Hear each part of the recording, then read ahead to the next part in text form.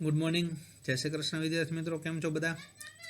ધોરણ 11 English textbook excellent ઇંગ્લિશની આ video સિરીઝમાં તમારું બધાનું સ્વાગત છે.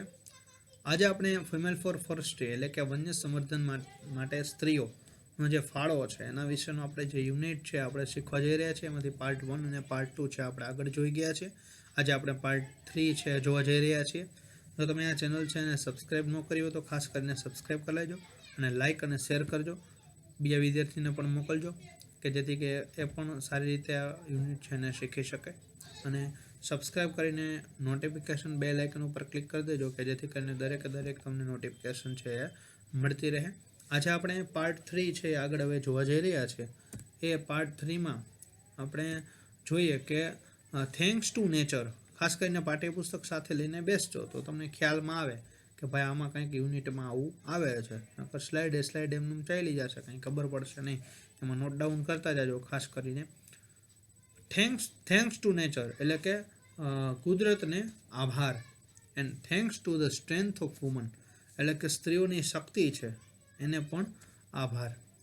The mixed natural oak forest એટલે કે મિશ્રિત જે ઓકના જંગલો, કુદરતી ઓકના જંગલો નાવ રિકવરિંગ એટલે કે પુનઃસ્થાપિત થઈ રહ્યા છે ઇન ઓલ પાર્ટ ઓફ ગઢવાલના દરેક ભાગોમાં.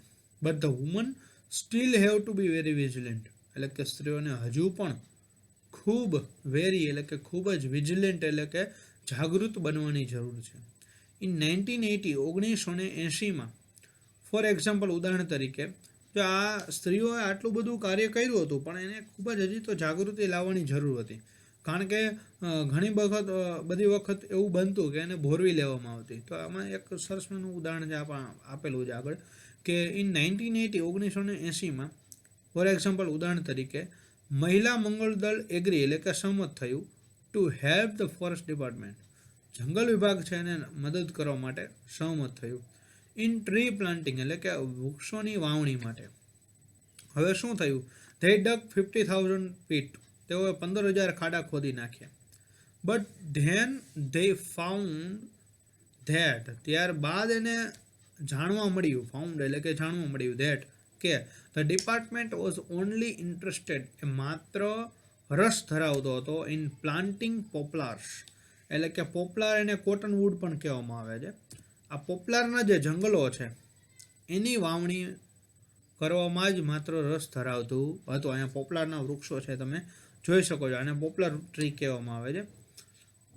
ધ વુમન રિફ્યુઝડ એટલે કે ના પાડી દીધી ટુ અલાઉ એટલે કે મંજૂરી આપવાની ધ પ્લાન્ટિંગ એટલે કે વાવણીની ઓફ ધ પોપ્લર વૃક્ષની વાવણી છે એ કરવાની ના પાડી દીધી.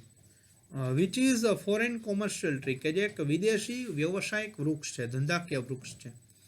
હવે ઇન્સ્ટેડ આના બદલામાં ધે ફોર્સ્ડ તેઓએ દબાણ કર્યું ધ ફોરેસ્ટ ડિપાર્ટમેન્ટ એટલે કે જંગલ વિભાગ ઉપર to plant different kind of indigenous fodder tree એટલે કે ઇન્ડિજિનિયસ એટલે કે દેશી અથવા તો સ્વદેશી જે નિરણ અથવા તો જે ખોરાક પૂરો પાડતા વૃક્ષો છે અલગ પ્રકારના એને વાવણી કરવાનું એને દબાણ કર્યું. ધેટ વુડ બેનિફિટ કે જે લાભ પૂરો પાડશે તેઓને ડાયરેક્ટલી એટલે કે સીધો એટલે કે આ સ્ત્રીઓ છે અથવા તો ગામડું છે એને સીધો લાભ પૂરો પાડતા જે સ્વદેશી દેશી જે નિરણ ફૂડર ટ્રીઝ છે અલગ પ્રકારના એ વાવણી કરવા માટેનું એને દબાણ કર્યું. ઇન્સ્ટેડ એટલે કે આના બદલે આવું કર્યું. ટૂંકમાં આપણે જોઈ શકીએ છીએ કે ફૂડર ટ્રી પોપ્લાર ટ્રી છે શેના માટે ઉપયોગ થાય છે? પોપ્લાર ટ્રી છે એને કોટન વુડ કહેવામાં આવે છે. એટલે કે એક પ્રકારનું સૂતનું આપણને લાકડું સૂતર પૂરું પાડે છે આપણને. અને અહીંયા આપણે જોઈ શકીએ છીએ કે શેના માટે ઉપયોગ થાય છે? પોપ્લાર ટ્રી છે એ મેકિંગ પ્લાયવુડ બનાવવામાં ઉપયોગ થાય.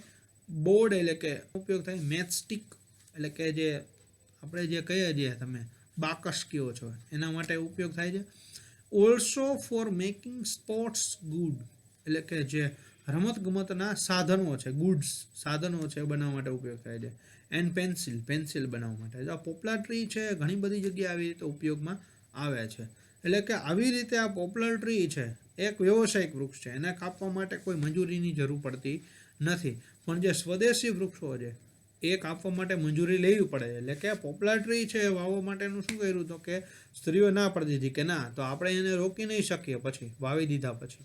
એટલે પછી એને સ્વદેશી વૃક્ષો વાવવા માટેની દબાણ કર્યું. નાવ મહિલા મંગલ દળ હેઝ એસાઇન એટલે કે સોંપણી કરી ધ ડ્યુટી એટલે કે ફરજની ઓફ લુકિંગ આફ્ટર એટલે કે સંભાળ લેવાની ફોરેસ્ટ જંગલોનો to a group of village women એટલે કે ગામડાની જે સ્ત્રીઓનું ટોળકી છે, જૂથ છે, એમાં જે જંગલો છે એની સંભાળ લેવાની જે કાર્ય છે એની સોંપણી કરવામાં આવી. ધ રિસ્પોન્સિબિલિટી ઇઝ શેર્ડ એટલે કે વહેંચી લેવાય અમંગ 50 વુમન ઇન રોટેશન. વારાફરતી જે 15 સ્ત્રીઓ છે એના વચ્ચે આ જવાબદારી છે વહેંચી લેવાય. This the duty for each woman દરેક સ્ત્રી માટેનું જે ફરજ છે, કાર્ય છે, કમ્સ એટલે આવતું આફ્ટર 15 ડે એટલે કે 15 દિવસ પછી આ કાર્ય છે દરેકના ભાગમાં છે આવતું. એઝ વન વુમન સેડ એક સ્ત્રીએ કહ્યું હતું કે ઓન ધેઝ ડે આ દિવસોમાં વી લીવ અવર વર્ક અમારું કામ છે અમે મૂકી દઈએ છીએ એન્ડ પ્રોટેક્ટ ધ ફોરેસ્ટ અને જંગલોનું રક્ષણ કરીએ છીએ. સારામાં સારું સ્ત્રીઓને કેટલા કામ હોય પણ એ કામ મૂકીને જંગલોનું રક્ષણ કરવા માટે આવે છે. બીકોઝ કારણ કે અવર ઓક ટ્રી અમારા ઓકના વૃક્ષો આર લાઇક અવર ચિલ્ડ્રન અમારા બાળકો જેવા છે. વન્સ એક વખત વેન અ માઇગ્રન્ટ શેફર્ડનો અર્થ થશે એક સ્થળાંતર કરનારો ભરવાડ એટલે કે બીજા વિસ્તારમાં રહેતો હશે અને ત્યારબાદ છે આ વિસ્તારમાં રહેવા માટે આવ્યો હશે ટૂંકમાં એમ શું. તો હવે આ વિસ્તારમાં રહેવા માટે આવ્યો એટલા માટે એને માઇગ્રન્ટ એટલે કે એક જગ્યાએથી બીજી જગ્યાએ સ્થળાંતર કર્યું હતું એના માટે માઇગ્રન્ટ શબ્દ વપરાય છે. તો એક સ્થળાંતર કરનારો એક ભરવાડ છે અલાઉડ ટુ ગ્રેઝ એટલે કે ચરવા દીધી હિઝ ગોટ એટલે કે તેની બકરીઓને in the protected forest area એટલે કે આરક્ષિત વન્ય વિસ્તાર છે એની અંદર આ જે બકરીઓ છે એને ચરવા દીધી. પછી શું થયું તો કે વુમન ટુક અવે ધ ગોટ એટલે કે બકરીઓ છે એને દૂર લઈ ગઈ and fine the shepherd 200 rupees 200 રૂપિયાનું શું કર્યું એને તો કે દંડ કર્યો. વિલેજર્સ ધેમસેલ્વ્સ એટલે કે ગામના લોકો પોતાની જાતે જ આર ફાઇન અપ એટલે કે દંડ કરી દે છે. ₹100 for cutting trees for firewood એટલે કે ત્યાંના ગામના લોકોને પણ જો બળતણનું લાકડું કાપવું હોય, બળતણના લાકડામાં કોઈ વધારે જરૂર નથી પડતી, એટલે કે જો ગામના લોકોએ પણ જો બળતણનું લાકડું કાપવું હોય વેચવા માટે નહીં પણ પોતાના જરૂરિયાતો માટે, તો એના માટે પણ એને ₹100 જેટલો દંડ છે પોતાની જાતે જ તેઓ ચૂકવી દેતા, દંડ કરી લેતા પોતાને. એટલે આવી રીતે જે એક શેફાર્ડ જે આવ્યો હતો ભરવાડ જે ત્યાં ચરાવવા માટે અને પછી શું કર્યું તો કે એને દંડ કર્યો ₹200.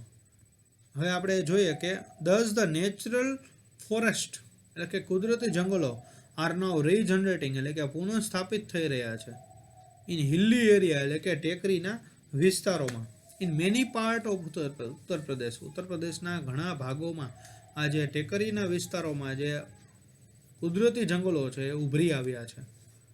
ઇન એડિશન ટુ એટલે કે વધારામાં સપોર્ટિંગ એટલે કે ટેકો કરવાના લોકલ એગ્રીકલ્ચર એટલે કે સ્થાનિક ખેતીને ટેકો કરવાના ઉમેરા સાથે એન્ડ એનિમલ હસબેન્ડરી અને ઢોર ઉછેર માટે ધ રીજનરેટેડ ફોરેસ્ટ એટલે કે જે આ પુનઃસ્થાપિત થયેલા જંગલો છે હેવ રિડ્યુસ્ડ એટલે કે ઘટાડી ધ ઇન્ટેન્સિટી એટલે કે તીવ્રતા of fluid and soil erosion એટલે કે જમીન ધોવાણ અને જે પૂર છે એની વેગ છે એની તીવ્રતા છે એમાં ઘટાડો કર્યો.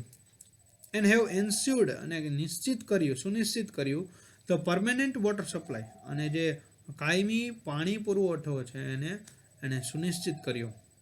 કારણ કે મૂળિયા છે એ જંગલોના વૃક્ષોના જે મૂળિયા છે એની અંદર ટૂંકમાં પાણી છે સંચય થાય અને ત્યારબાદ છે એક પ્રકારનો એક જગ્યાએ કોઈ પણ ઢાળ હોય એ જગ્યાએથી પાણી છે સતત વહેતું રહે, તો આ ઉનાળાના દરમિયાન પણ એને પાણી છે પૂરું પડાય છે.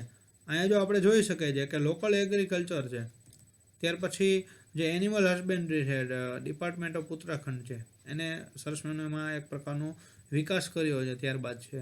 અને ત્યાર પછી જોઈએ કે the practice of community protection સામૂહિક રક્ષણની જે કામગીરી છે ફોરેસ્ટ જંગલોનું હેઝ સ્પ્રેડ એટલે કે ફેલાય to the many neighbouring villages એટલે કે ઘણા એવા જે નેબરિંગ વિલેજીસ છે પડોશના જે ગામડાઓ છે એમાં પણ એ ફેલાય, સ્પ્રેડ એટલે કે ફેલાવવું. રેડી? તો આપણે જોઈ શકીએ છીએ કે અહીંયા સ્ત્રીઓ છે અલગ અલગ પ્રકારના વૃક્ષો છે વાવે છે અને પાછું રીજનરેટિંગ થઈ રહ્યા છે. ટેકરીઓની અંદર વૃક્ષો જે પાછા જે ઉભરી આવ્યા છે. આવી રીતે જે સ્ત્રીઓ છે એણે વૃક્ષોને બચાવવા માટે ખૂબ મોટો છે ફાળો આપેલો હતો. ત્યાર પછી આપણે આ યુનિટ છે અહીંયા આપણે પૂરો કરીએ છીએ. હવે નેક્સ્ટ આપણે યુનિટમાં પાછા મળીશું. થેન્ક યુ બધાને. અને ખાસ કરીને સબસ્ક્રાઈબ ન કરેલો હોય તો ચેનલ છે સબસ્ક્રાઈબ કરી લેજો, લાઇક આપજો અને શેર કરજો, બીજા વિદ્યાર્થી મિત્રોને પણ મોકલજો. ખાસ થેન્ક યુ ફોર વોચિંગ વિદ્યાર્થી મિત્રો.